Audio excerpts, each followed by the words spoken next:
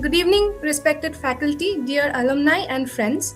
Welcome you all to Powwow 27. I, Dr. Sampurna Bhattacharya, along with Dr. Patra, will be moderating tonight's event.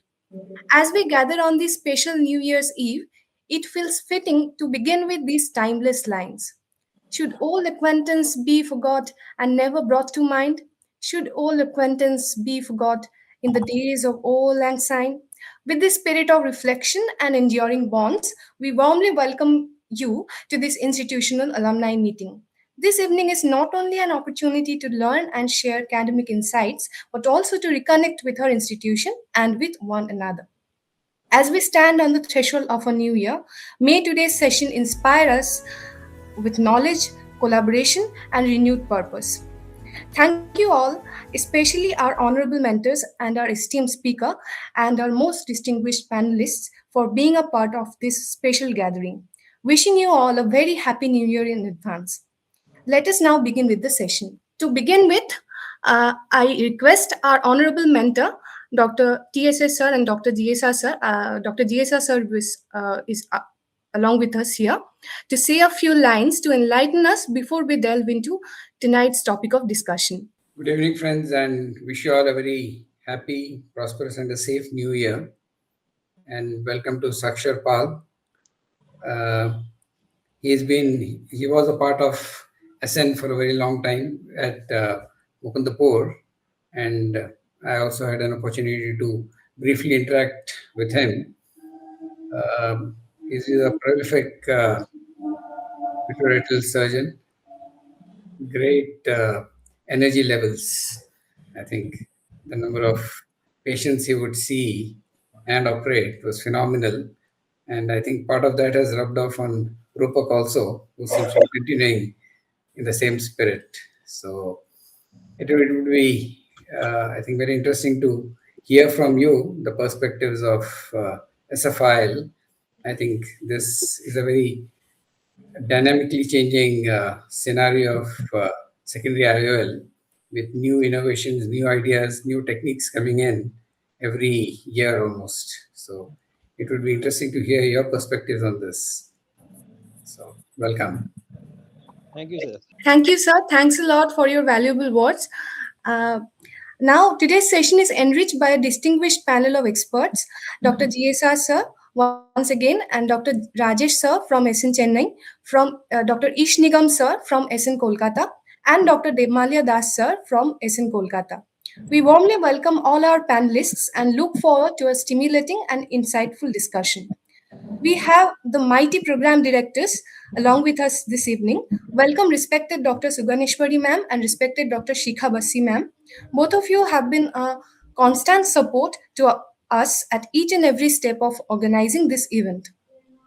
Now, ladies and gentlemen, it is my pleasure to introduce our esteemed speaker for today, Dr. Swaksha Soumya Pal.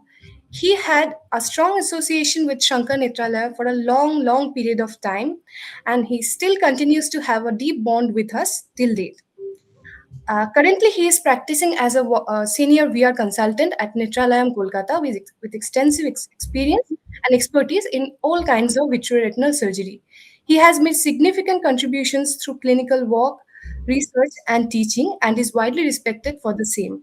He has been an integral part of the prestigious ASIN Dreams project, a landmark trial in diabetic retinopathy, and many more. We are absolutely delighted to have Dr. Swaksha Soumya Pal back with us today and look forward to an enlightening session ahead. Good evening, dear seniors, and my good friend Demalya Is and Rupak and Sugneshwari. So it's a very nice evening. So first thing is that I want to tell you that for this presentation, I especially thanks to Dr. Bhir Singh, who was a great friend, and for his two beautiful video presentation. Video was shared with me. So first thing is that we are very great because today, the end of the year, the evening of the year, When all people are enjoying, we are still studying. So this is the greatness of Sankar Netralaya. So as I'm honored to be a part of Sankar Netralaya for a long time and now also. So so my topic is today is scleral fixed arrival. I'll just give some theoretical knowledge and some my like video and some like other points about my clinical experience.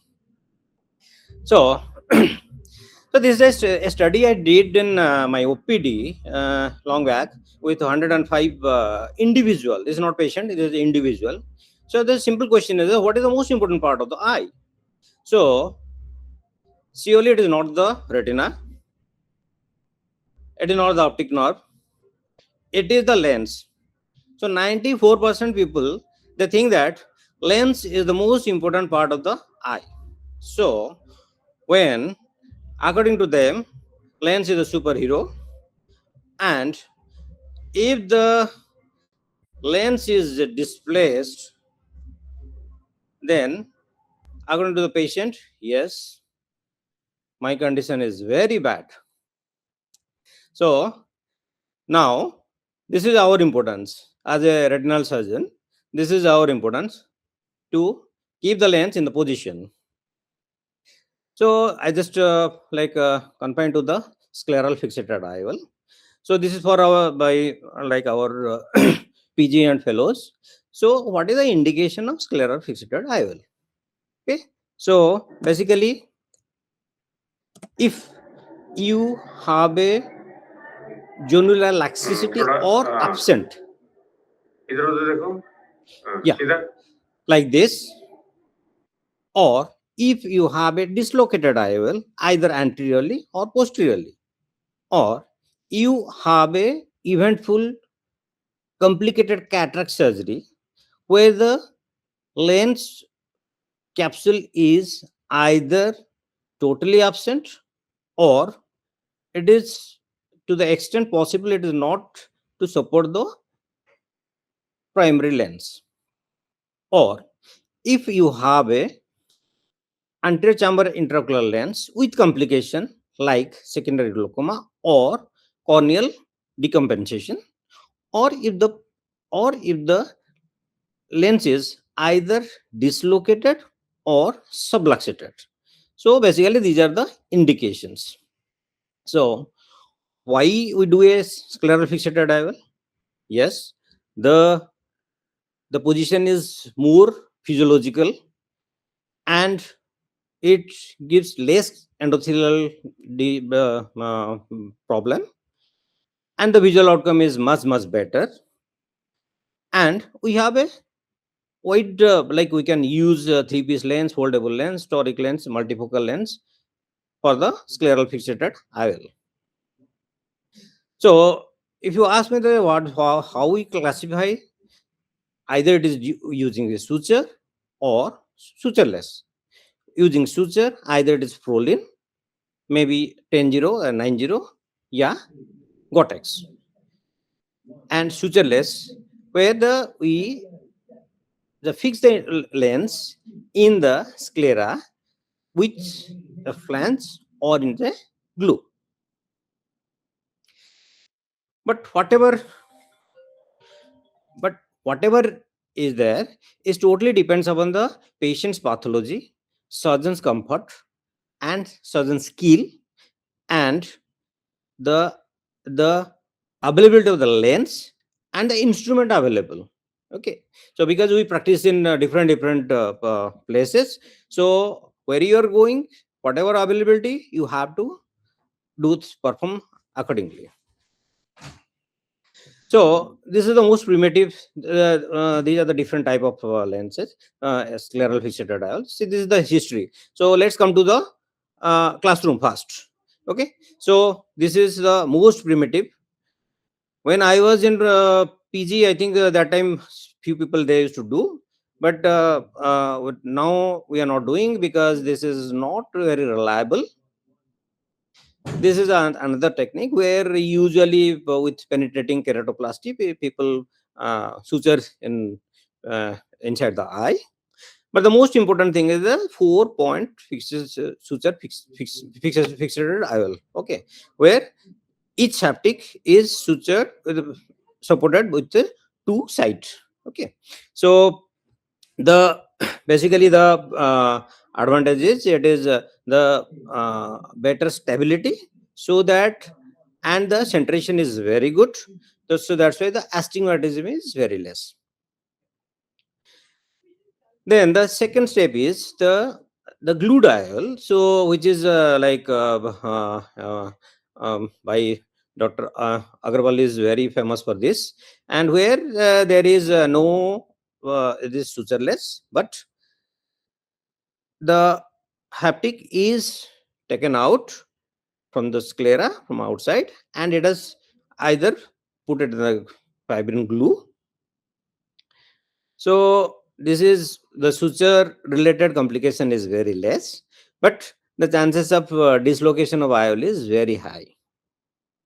The next is called as the Yamane technology. This is also another famous technique, where we this is basically a transconjunctival approach, and very minimal invasive things, where at 180-degree apart we makes two enter two 27 to 30 gauge needle, and through that haptic take it out and make it a flange, either with cautery or with laser, and put it in the thing. So this is a very the advantage is the procedure is very fast, and no suture, no glue, but the stability is good.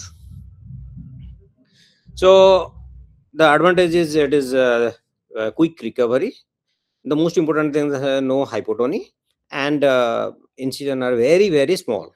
Okay, and the main problem is the haptic. Sometimes it goes inside, and I will may tilt, and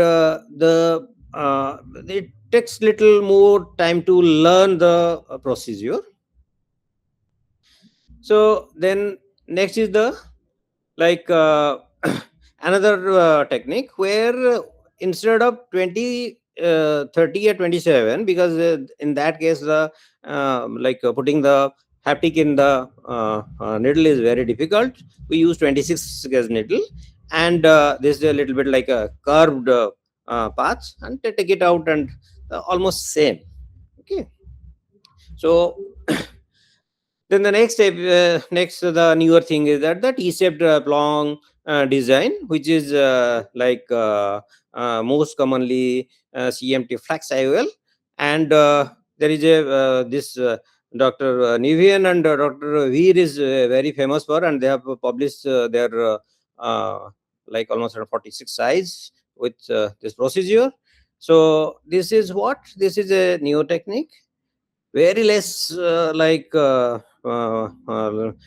invasion. Just a foldable IOL put inside the eye, take the haptic, which is usually T-shaped. So just take it out and it will remain. So this is the most advanced things, and it gives a very good result also. So this is another technique, where this is basically a three-piece lens when it is goes inside the eyes. So in that case, this is a little modified M&A technology technique, where they what they are telling, just put very small 27 gauge cannula to at 180-degree apart, and standard vitrectomy, and put the put the instrument your forceps, take it out, and make it out the haptic. Okay, I'll come so this is also very simple technique. And so summary, so either you are using a suture or it's a flange, and so the this is the depending upon your expertise, these are the things. So what are the complication? I will tilt it, decentration, and sometimes it may be malposition, iris capture, and sometimes you may get a retinal detachment, and most common is a suture break and late IOL dislocation. So basically, everything totally depends upon your experience and your what the IOL availability, and how your environment, and what the other pathology of the eye.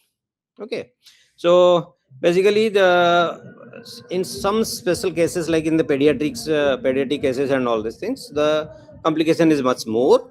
So and in case of diabetic patient, where like suppose in cases like where you like want a implant inside the eye due to the diabetic macular edema, those things is very very important, because I'll share some cases where this is also sometimes cause problem. And what are the newer things? So toric and multifocal SFIL, and minimal invasive approach, and improved capsular support. So these are all like what we want, the theoretical part. So as you know, the theory is very very boring. So I know that you now get like bored about this listening all the things. So now from the classroom to the clinics, let's see some cases. So I'm sharing, this is a 78-year-old male who has undergone a cataract surgery. Patient complaining of double vision.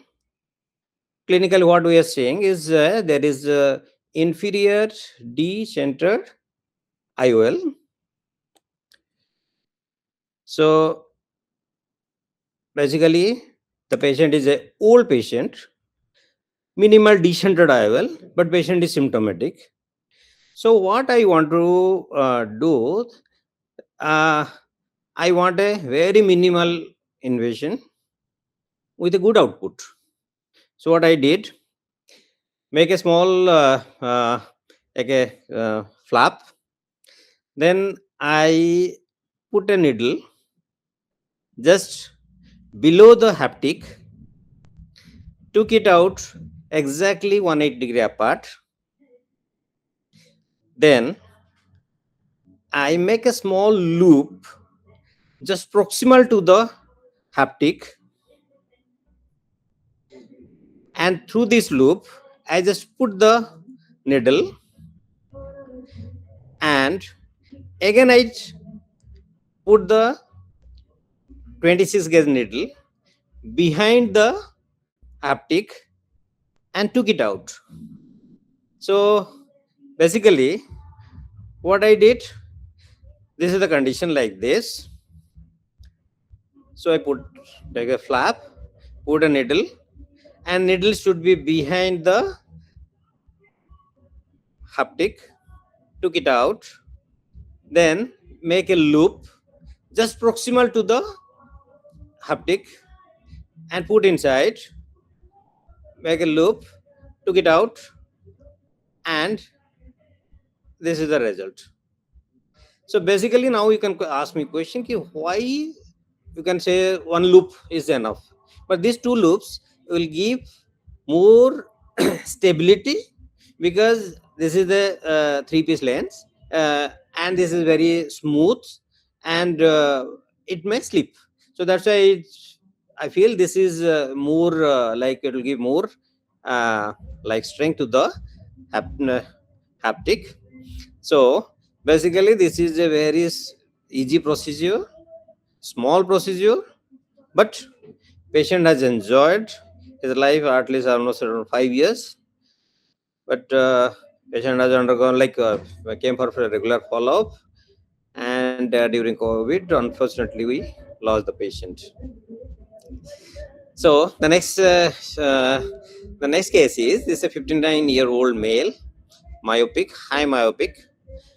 Patient has undergone scleral buckle by me, recurrent, then vitrectomy, and then patient has undergone phaco and with SOR, and patient has got a good vision actually.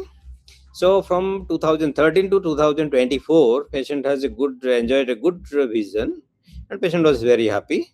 Suddenly, patient has come with a like uh, like the main complaint is the patient ki I can't focus, because the patient is basically is a desk job like by profession. So the complaint is that I can't focus the letter. Okay, so what we saw, basically the total bag with capsule is nicely dancing. Okay, but it is in the place. So I thought, like, let's fix the total things to the sclera. So I just make two flap, went just above the this haptic in the bag. And the second, I took the 30 gauge needle, which I supported in the just below the bag, and I put the needle through. Okay, so both sides, and both side I fixed, and this is the result. So exactly, this is another minimal invasion. So patient already vitrectomized eye, so no problem. And patient again good vision, but the cylindrical power has like is quite significant. Unfortunately, 5 months later, patient came with a posterior like posterior synechia, where the total thing is totally tilted. Okay, and the cylindrical power has went to 6, but and the spherical power also like almost around -5. So I thought it is, and the patient is very apprehensive, and telling us a few months back you did surgery, and again all this thing is happening. So I thought, okay, no, this is the time I should take it out. And I took whole the things, and just fix a sutured uh,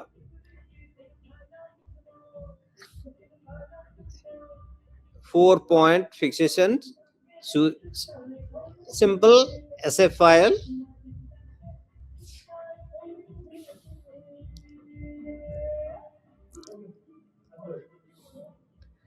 So same thing in the other eye, and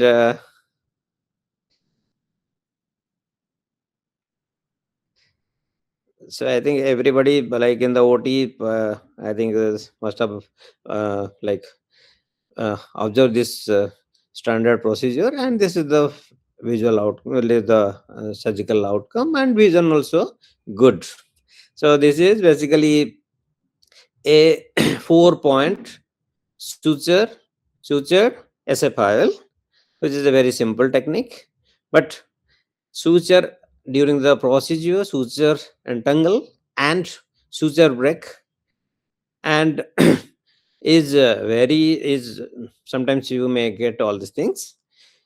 But practically the problem is here, the we have only one IOL, which is the Orolab, and which cost about like the say around 1,000 rupees. Usually, this is the I want to share this is the usually the after the surgery, patients see the what is the cost of the lens, and psychologically they are depressed. You have removed a very good lens and you put a very cheap lens. Okay, though they know that they don't know that what is the significance of these things. So basically, this I'm sharing this is a practical as a private practitioner. So this is another. I'll show the video in the last, because this is not my video. So the third case is that this is a 61-year-old male teacher who had a post-operative endophthalmitis, and I did surgery in 2015. So with multiple injection and surgery and multiple injection, patient had a very good vision. So I did a scleral fixated IOL in 2016. From 2016 to this to 25 September, patient has a very good vision. Unfortunately, suddenly patient has lost vision in the same eye, and patient came the same within few hours. Patient came. I lost my vision. Okay, so now I am dead. So what I saw, this is a suture degradation. Okay, this is suture degradation, because without any complication, if there is a suture break, this is called a suture degradation, which is very, very common, mostly after a significant duration. So what I did, so basically when the suture is degraded, so I thought first I'll remove the IOL, and again I'll resuture, but I make a superior tunnel also. But during surgery, I thought, let's see. Uh, I just manipulate little bit. I saw that the other side is very good and very stable. So I thought whether we can just refix the IOL. So basically, we previously prefer lasso technique. But what I feel that in lasso, the fixes the stability is little compromised. So I thought, let's try like this. So I put the make a flap, put the little elevate the haptic, and just elevate. Okay, and I put the things like the needle, and with the counter pressure by a dialer, I just took it out and fix it. So so outcome is very good. So this is without lasso I managed. This is another small girl. So I told you in the pediatric case, this is very, very this is special cases. So this is a 6-year-old female where I did both eyes. This is a Marfan syndrome. So both eyes subluxated. I did both eye surgery. The post op operative, they are very good vision, but the girl had a trauma while playing. So there is a suture break. So it happens within 1 year. So basically, this is a traumatic suture break. So here again, I thought, let's see, because it's only one year. So I thought like the and it's traumatic. So one side is nicely, it is there. So what I did, I took it out and make a primary small one uh, 2.2 millimeter incision, and through that I took just uh, take it out, pass the suture, make a stab incision around 180-degree, then took it, put inside the things, and again I just put it. Okay, so these are the procedure which are basically uh, what previously we used to do the lasso technique. This is a little bit different, but with minimal careful manipulation, because these lenses are very fragile. So with minimal manipulation, you can refix by this procedure. So come to the next is this is a 35-year-old male, status post trauma, and dislocated IOL later. and patient was posted for scleral fixated IOL. So this I want to just show that, like, this is a basically I did a the uh, video quality is not so great. Basically, this is a sutureless fixation. So make a make a flap, stab incision, and put the lens, hold it, take it out, both side, and make a scleral groove, and through that just put it. And better to put a suture in the flap, so that will give a little additional support. So basically this is like very simple technique. So this is another case, same three pieces lens, but like through the conjunctiva. Basically this patient had a uh, this patient has a like dislocated three-piece lens. So what I did, I took it out, and the same lens I just fix it. Uh, okay. So for that, like, I just made this like superior incision, because for safety purpose, and that has given me a like less surgical trauma to me. So this either you can uh, do cauterize, or you can use green laser also. And this is something additional thing I do. Sometimes I put a little bit like radial cuts in the uh, haptic, and put a suture. Okay. So because why? Because few of my case, so like nice surgery, but next day what do you see? The lens is one haptic has one again inside. Then you have to do the like surgery again. And this is very very important, because when you are doing a private practice, next day patient is like, suppose it is again it will go on, you can't explain to the patient. Okay. So so this is basically a Amani technique. The next is like this is another very good case. So where the patient is a very old patient. Patient has undergone phacoemulsification for intraocular lens with CTR 2 years back, and patient has a drop everything. So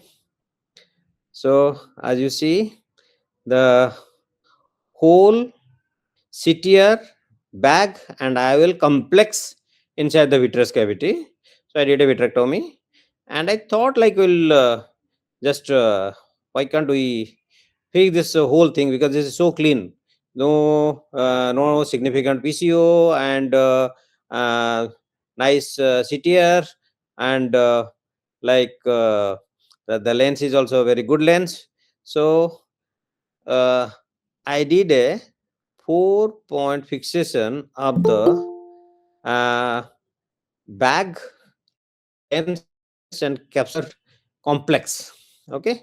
So I just put a, this is little tricky, because the position of the suture should be exactly opposite. So one side is over.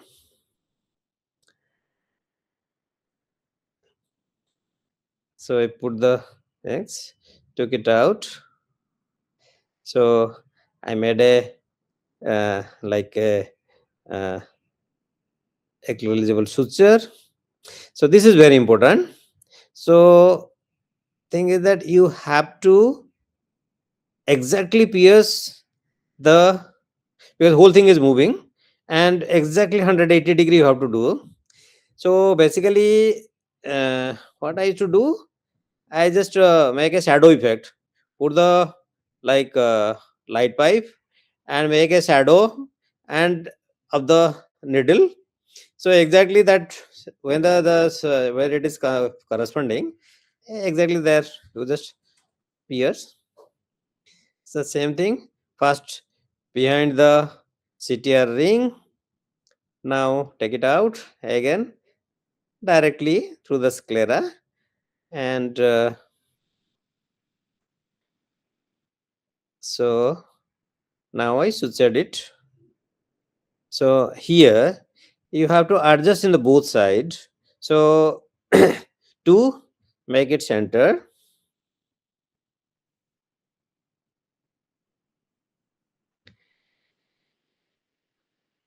fine, one side over, and same thing second side. Yes. So adjust little this side that side so that it will center. Then you just make it little bit like smooth and suture it. Ready the suture. Patient has a good outcome. So this is little modified scleral fixated IOL. So basically, so these are the things what I did, and I just now I just shows few video which I borrowed from Dr. Veer. So like special thanks to Dr. Veer, uh, because uh, like uh, this I did one, but I can't record it. This is a very simple technique. Just put it, inject, and uh, just hold the either the the tip. Basically, tip is the most and release it. Release it, not fully. Take it out slowly. It should not go out. Hold it. Take it out. It will come out easily. That's all over. So now same thing here.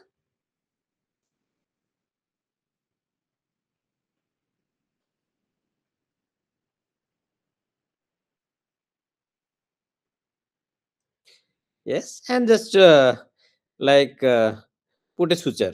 Okay, because these are the chances of hypotony is little more. So just put a suture so that like it will be okay. Fine. And the second is see, this is Gore-Tex suture. I because I have never tried this, because the availability of suture is very difficult. In institute, yes, you can, but the as a single practitioner, it is very difficult to think. It's like think of all these things because they sell it in bulk. So that is the main problem why you like we I am unable to do these things. Otherwise, it is a very simple process, simple procedure. Here, you can use the simple the like foldable IOL. Yeah, 4-plate foldable IOL. Uh, Actually, one patient I did the same thing with 10-0 prolin also. That also is give a good result also. I don't have the video, but same thing like with 10-0 prolin also, uh, a like a single piece lens, which is a dropped IOL. I did I fix it in the scleral like like SFIOL. So so basically these are the few uh, theoretical and the clinical knowledge what I want to share. So basically, as a surgeons, you have to see, you have to like have a balancing act. You have to see the patient risk like the age and the comorbidity everything, and your comfort. That is very important. It's not like that all patient is the most advanced surgery I am to do. It's not like that. Whatever you are comfortable, the patient should get best benefit. And this is my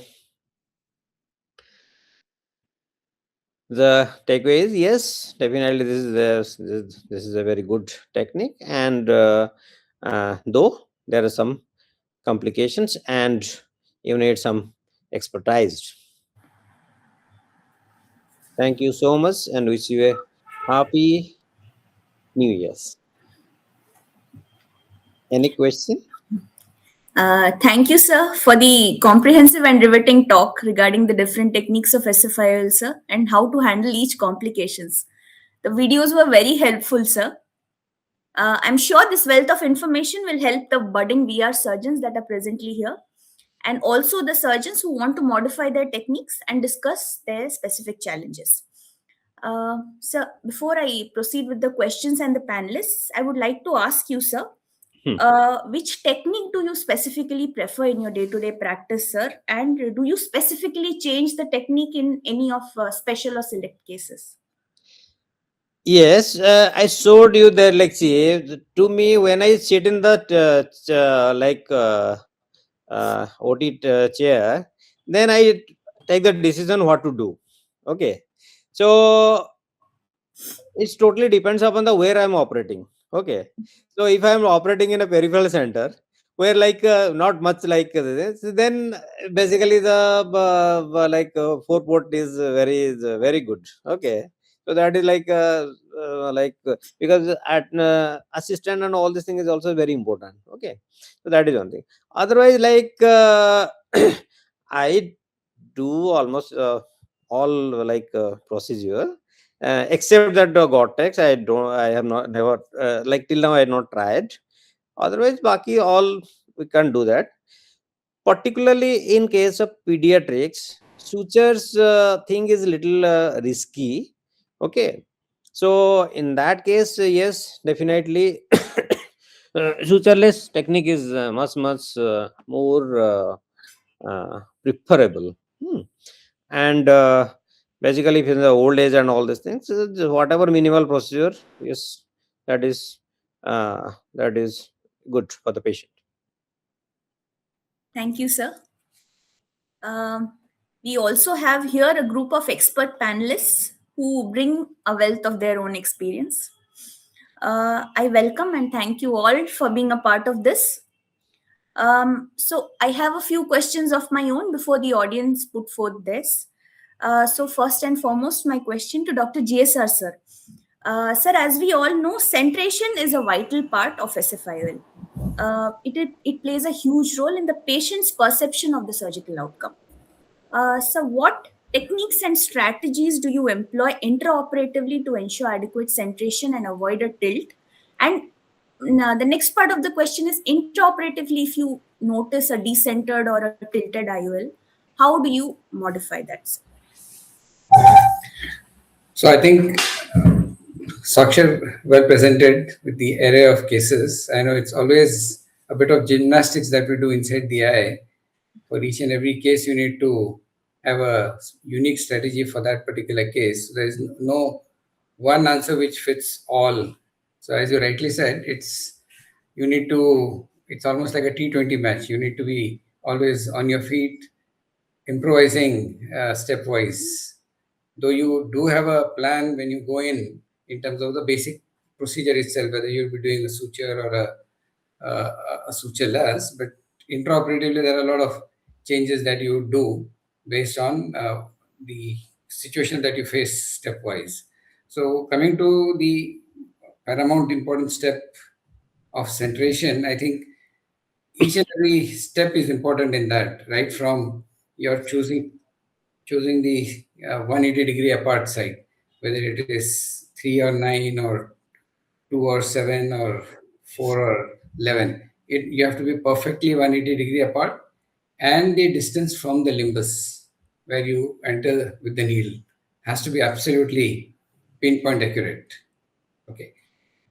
To an extent, you get a fairly good stability with the 4-point fixation sutures, whether it is Gore-Tex or the uh, tenoprolene or a ninoprolene, whichever you use it. Only thing is, you need to ensure that when you do the suture, on one side you go in the torque and the anti-torque technique, so that it maintains the stability. But my personal favorite is definitely the intrascleral single of the three-piece IOL. I don't as much prefer the sutured IOLs now, though I must have done a lot, but I feel we get a fairly good stability both intraoperatively and long term with the intrascleral fixation of the haptic. And what gives it the stability and centration is the length that you introduce it into the sclera. So that intrascleral part of it is the one which actually gives it the stability and prevents the pseudophocodinosis.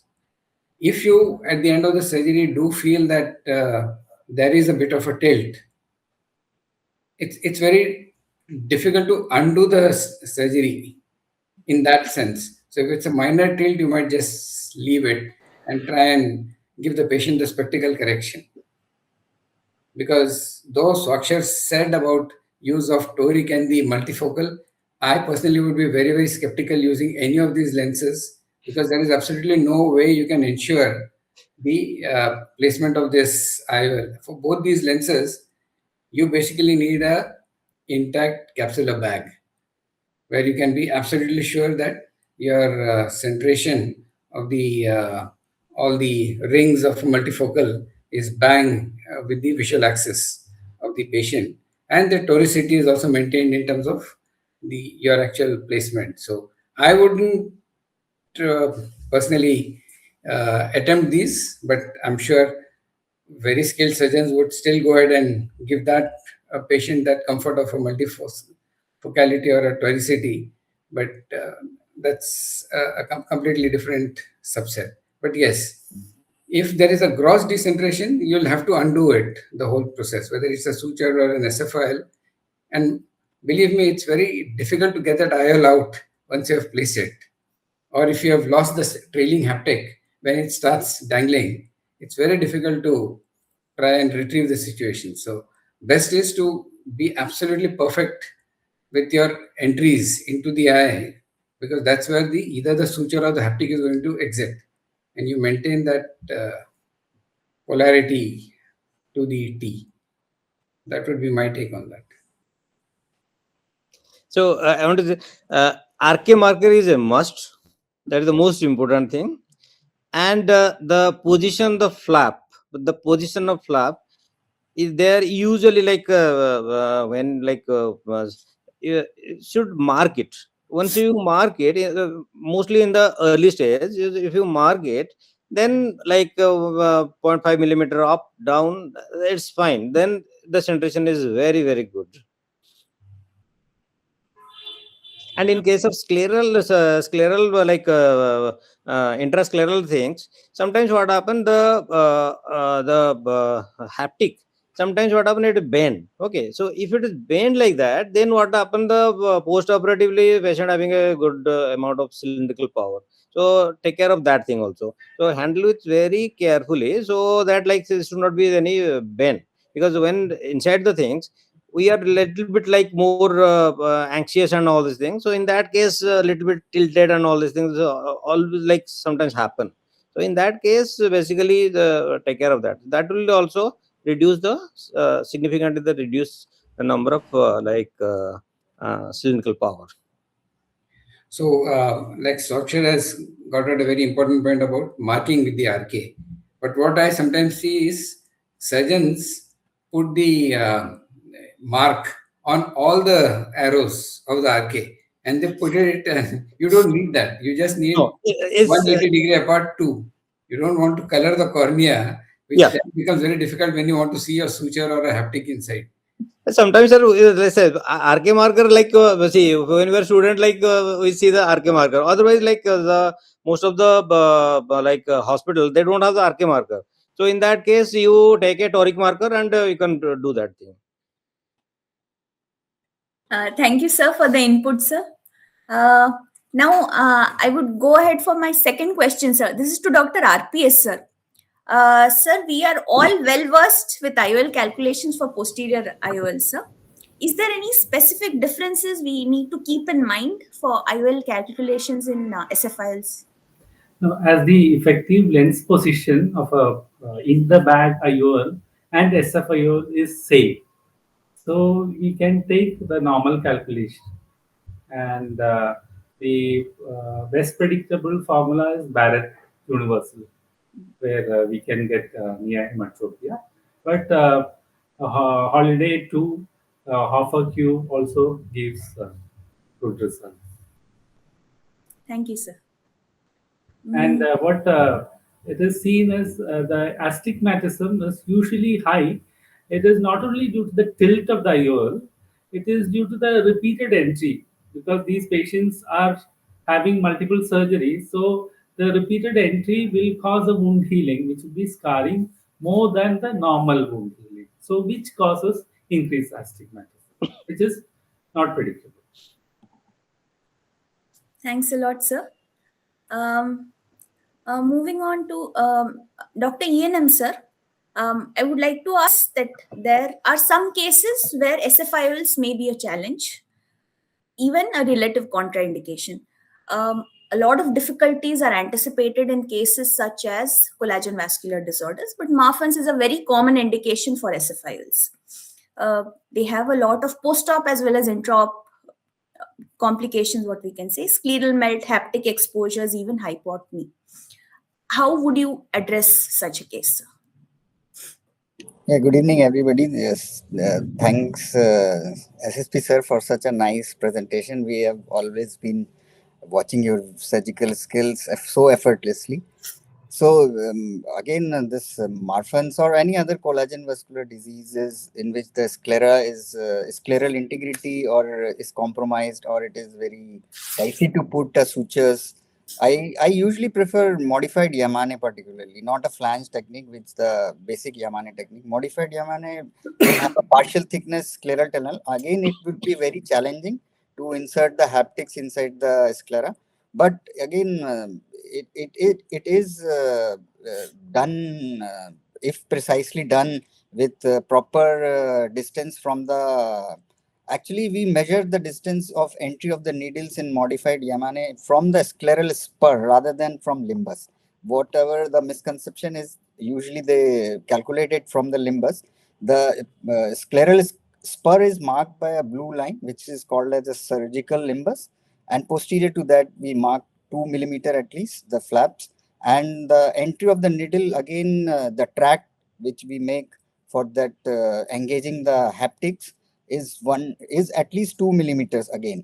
So 2 to 2.5 millimeters, which can be easily done, and then just you have to tuck it, and the procedure is so simplified that the anterior segment surgeons are now mostly they are doing after the anterior vitrectomy. So you don't need a biome or proper a VR setup, particularly in anterior segment setup. Also, you can manage it.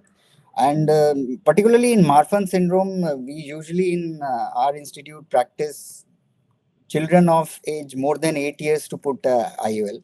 And nowadays, more preferably, they are doing at 6 years of age.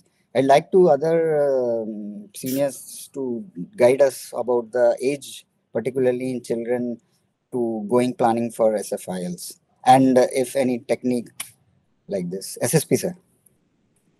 Yeah, your first thing is that like the if it is a patient is a high myopic or any Marfan or all these things, the sclera is thin. Okay, so in that situation, probably I'll prefer a sutured one, because here the like when you are like doing a putting the things inside the sclera, you are making a partial scleral flap. Okay, so in that case the amount of support to the haptic to the lens is little less.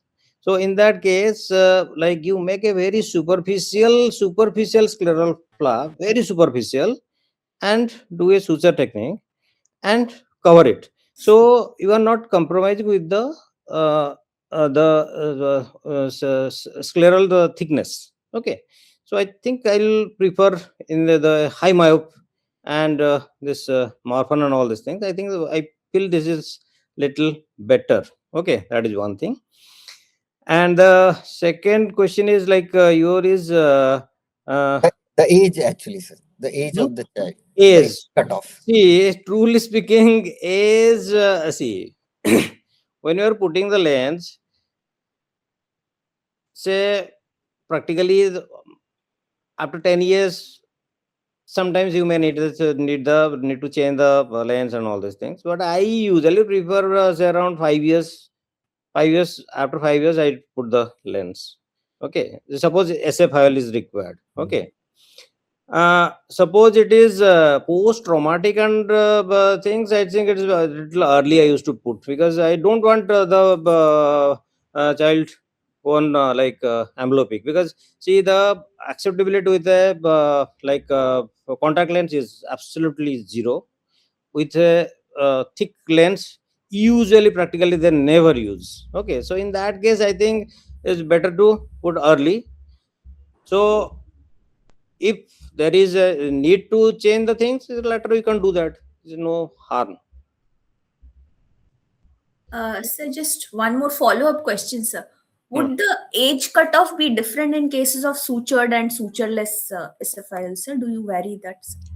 See, that is see basically why we don't do early in the early phase, because the eye used to grow and the power will keep on changing. Okay, so that is the main reason why we don't do put I will in the early stage. So previously they were done after long, when the child grows, then we put the things. But nowadays the thing has changed, the surgical procedure, everything has changed. So early also I think we can put. Okay, I have put a few patients little early also. So that I'm saying, just sharing, but outcome is good. At least like the chances of amblyopia and all these things is very very less, mostly post traumatic. Thank you, sir. Just a follow-up question to what the anatomical each sir was describing. Uh, Based on how far the surgeon goes from the limbus for the esophageal fixation, sir. Some prefer a 1.5 versus a 2. So what would be your opinion, sir? Where do you prefer to fix?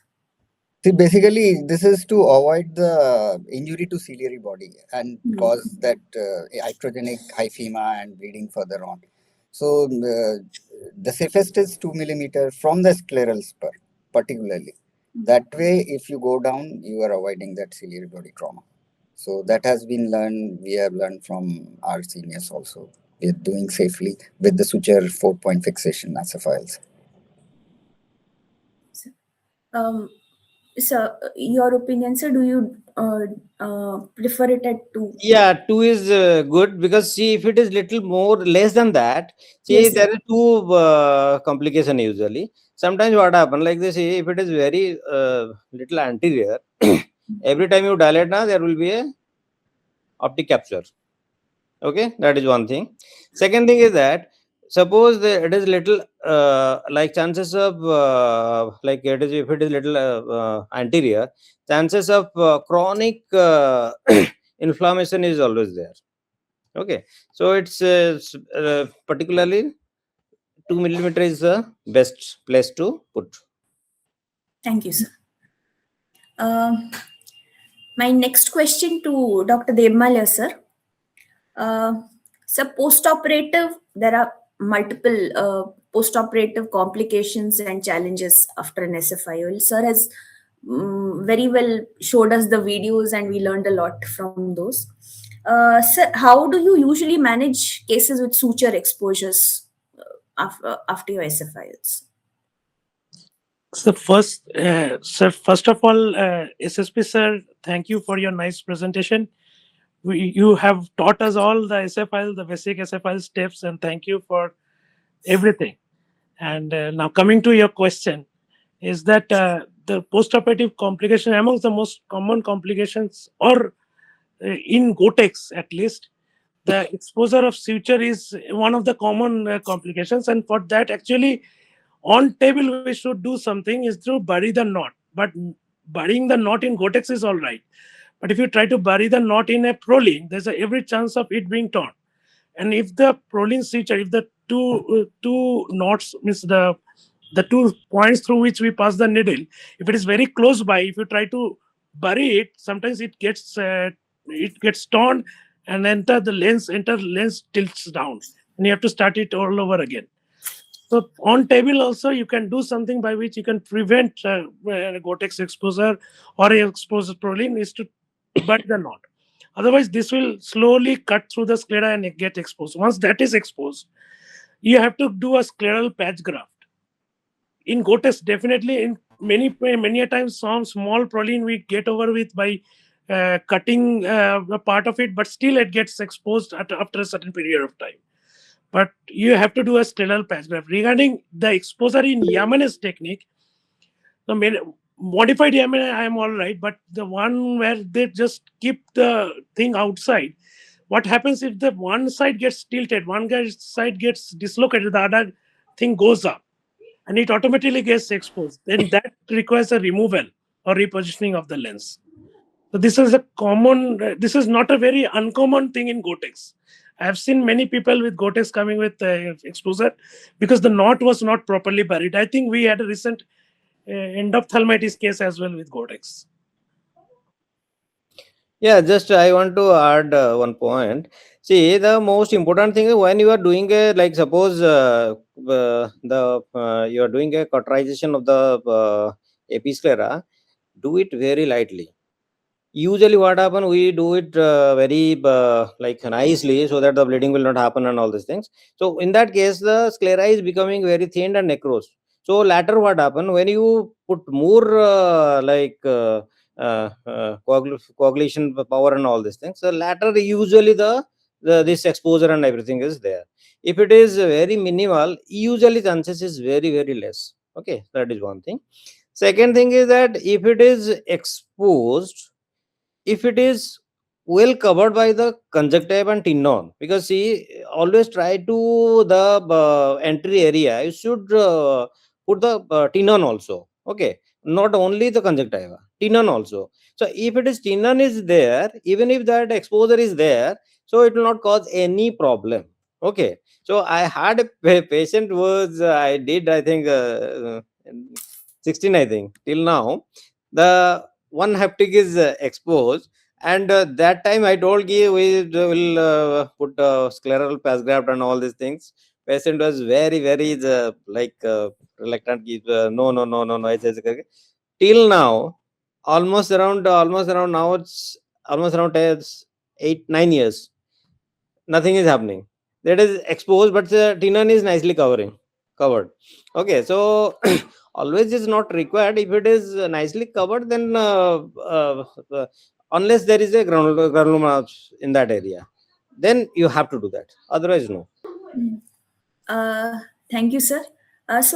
Before I proceed, I just wanted to ask a last question.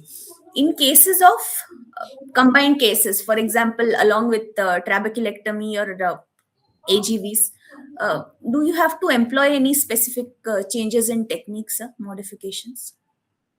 Dr. GSR, sir, can you please? I think I'll answer that, but before, I think Rajesh has raised his hands. Maybe we can ask Rajesh his question. Sir? Rajesh? Yeah. I have two questions. One is Yes. to Akshay and one is to Ish. Nice meeting you, Sakshya. I have not met you after you Hi, left. sir. Yes, sir, yeah. So, your experience with the toric and multifocal. And the question to Ish, you told the SFIL is now being done by anti-segment surgeons. I want you to tell me that any long-term follow-up, because what I've seen is like whenever an anti-segment surgeon does SFIL, they land up with RD in long term, either in a year or 3 years. So, any experience with Yeah, so first question, like, see, this is also one one question by East also. So See, when you are doing a scleral fixated IOL, see, usually better to do a complete vitrectomy, because even if you do a limited vitrectomy and put a lens, everything was good, but say around 3-4 months after, patient will come with a macular edema. This is very common. Okay, because that is due to the well, the vitreomacular traction and all these things. So better, see, in this case, like suppose you do a very good vitrectomy, and like I used to see PV sir used to do full vitrectomy and do the things. So later I came to know that, okay, so like what is the future, because what we're doing the surgery, we are not concerning in the what's like that particular time, in the future also. So doing a good vitrectomy, that will reduce your RD and the macular edema, everything. Okay, and the second thing is that the multifocal. Truly speaking, multifocal one I did. What happened? Patient had a multifocal somewhere else. There's a nice PC rent, and it has gone to the vitreous cavity. So patient was I have paid so much money, and patient was so aggressive. Actually, he was scolding like anything, the primary surgeon and all these things. So I thought, let's try. So I did something. I fixed it. Fortunately, it was nicely fixed. But say around -2 diopter, patient was happy. Okay, see, this is my experience only. Okay, but there are multiple multifocal IOLs are coming, but they are now like it is not available. Thank you. Yeah. So I think, Rajesh, you're satisfied with the answers, right? I think you Yes. recorded both, that this is a very unique situation where the multifocal was used, but not in a general setting. Yes. And I also agree with him that anterior segment surgeons doing an SFIL intraoperatively for a PC rent is a good rescue for them, but really not for the patient in the long run. There's a high chance of CME, high chances of RD. So uh, if at all an anterior segment surgeon wants to do it, I think a safer option would be to do a good anterior vitrectomy and put in an iris claw lens for them, rather than putting an SFIL. Because we have to understand that SFIL, whether it's a suture or the haptic, is in very close association with the ciliary sulcus area, where you have a lot of vitreous. So, though you feel you have done a good vitrectomy, anterior vitrectomy, there is nothing like a good vitrectomy. You will be having vitreous there at the vitreous base, and that's where these sutures or the haptic will be traversing and coming out to the sclera. And there is going to be a long term traction induced, not now, maybe 3 months, 6 months here down the line. So, I also completely agree with Sakshar that SFILs should have a complete vitrectomy with PVD induction and a base excision. I will just go 2 steps further with a PVD induction also and a base excision also, specifically at the site where the haptic or the suture is coming out. You do a real good shaving there so that you have absolutely nothing which is causing a traction.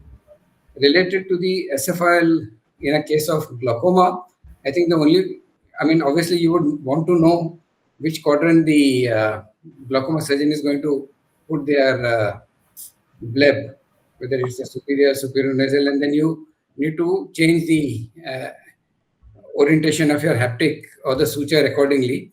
But more often than not, you will do a clear corneal foldable lens in these cases, because you don't want to touch the conjunctiva or the scleral bed there. So I think that would be the modification for me in such cases. Thank you, sir. I think in glaucoma, Yamani technique is like modified mechanic is the most the best, because we are not touching the conjunctiva, and they will not scold you. Yes, a clear corneal incision, you can put that foldable Yeah, lens. that's Thank you, sir. Thank you all for this wonderful discussion. So as we reach the end of this session, first and foremost, I'll please request all of you to switch on your videos. We'll just have a small group selfie. Once again, wish you all a happy new year. So Happy New before Year, we sir. Yeah, happy New Year. Happy New Year. So before we end this session, I would like to invite Dr. Mona Khurana ma'am to please provide final reflections and closing remarks before we adjourn. Please, ma'am.